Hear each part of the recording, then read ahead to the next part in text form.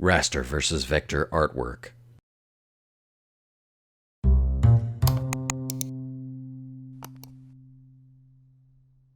Hey guys, Kerry Hawkins here with another VectorMade.com tutorial. Today I'm going to talk about the basic differences between raster and vector graphics. Let's jump on in. So on the left you have a raster, on the right you have a vector. They're the same graphic, icon, logo, but they're made in totally different ways. On the left everything's made out of pixels, and on the right everything's made out of vector lines and shapes. And so if I go to view outline, you'll see you can also hit Control Y. I use that pretty frequently. But you'll see everything that's vector has an outline to it, to the shape. You can actually see where the shapes are going to be drawn. Whereas if it's a raster, it's just going to have the bounding box that raster graphic is in. So this is just the square that the image comes in, right? And I'll go back so you can see them again. So these are made of pixels, which means that they can be pixelated. Pixelation is just when you increase the size of something with pixels and it starts to look jagged like this. See, these are all individual pixels. You can see the little squares. This is called aliasing whenever you see that. And anytime you have a raster graphic, if it gets large enough, it will have something like this happen. They are not scalable in that sense that you can just take a graphic and then blow it up to huge proportions and not lose quality. And I think that's better illustrated in Photoshop. So let me come over here. Here's the image at about a 5" by 5" size, something like that, at 72 dpi. So it looks pretty good when you're about right here. You know, you can't really see the pixelation too much at that size. But let's do this and drop it down to, let's say, a 1" wide and see what happens. Hey, it still looks okay at, let's see, 100% is right there. Still looks okay, right?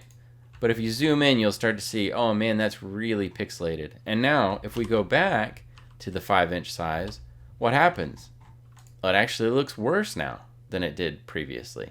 That's because whenever you take something that's made out of pixels and you shrink it down, it removes some of the information when you shrink it. So there are X number of pixels at the 5" by 5 size, a lot more than there are at the 1" by 1" size.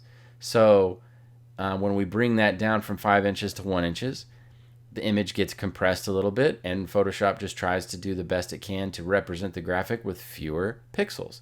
But then when we go from 1" to 5", it's trying to blow up the information contained within 1 by 1 into a 5 by 5. So you actually lose a lot of the information and a lot of the clarity this way. And if I back up 2 steps, you'll see the difference. See? Huge difference there. By contrast, vector graphics can be scaled to any size and they never lose clarity. So I can blow this up to infinity and beyond, and it's still perfectly smooth and vector. And it doesn't matter. I can scale it down, I can scale it up. It does not matter. The only thing that might make a difference here is if you're in a program that does not handle vector graphics well, and some of them don't. Like, you're not going to be able to put too many vector graphics in some of the cheaper graphic design programs that are out there. The common file types over here on raster are going to be like JPEG, PNG, GIF or GIF depending on your preference, and bitmap files.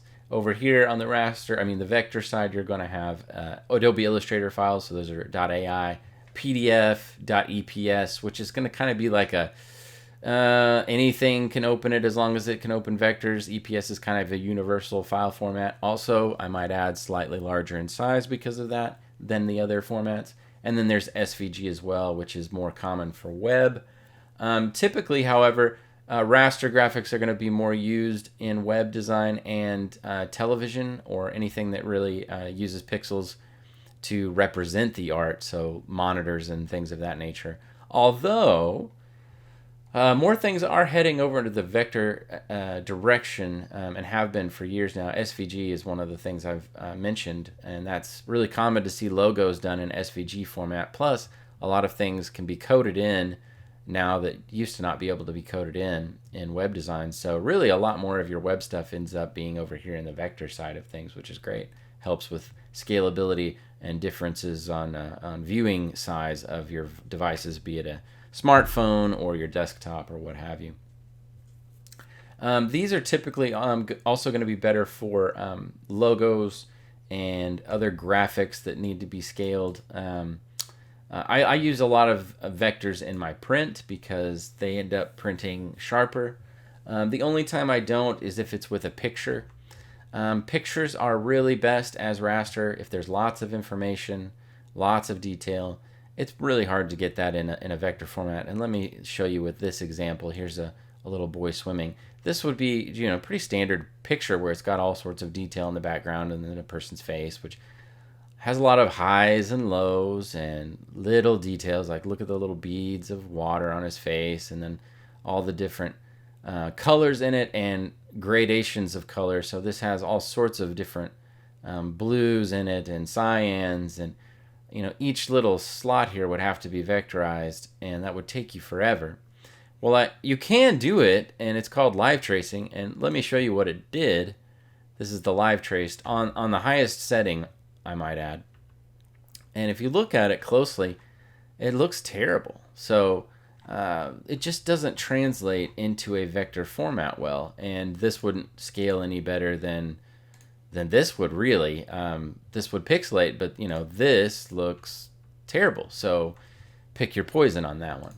So I always recommend if you're going to do an image, a photo like this, that you should just leave it in raster. There's no point in vectorizing it unless you want to go for that sort of cartoon look, which I wouldn't have this much detail in it anyway.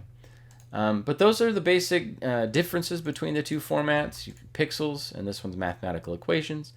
I have a couple of videos that deal with converting raster to vector. One of them deals with kind of a conversion known as live trace, which is what I have here, but kind of shows you how to do it in a way that might make a little bit more sense. And then the other one is going to be converting from raster to vector using mostly the pen tool and other shape tools and such. And I will leave descriptions for both of those links in the description, and also probably put a link here at the end of the video. So please like, subscribe, and share my content. Leave any questions or comments in the section down below, and I will see you guys in the next video.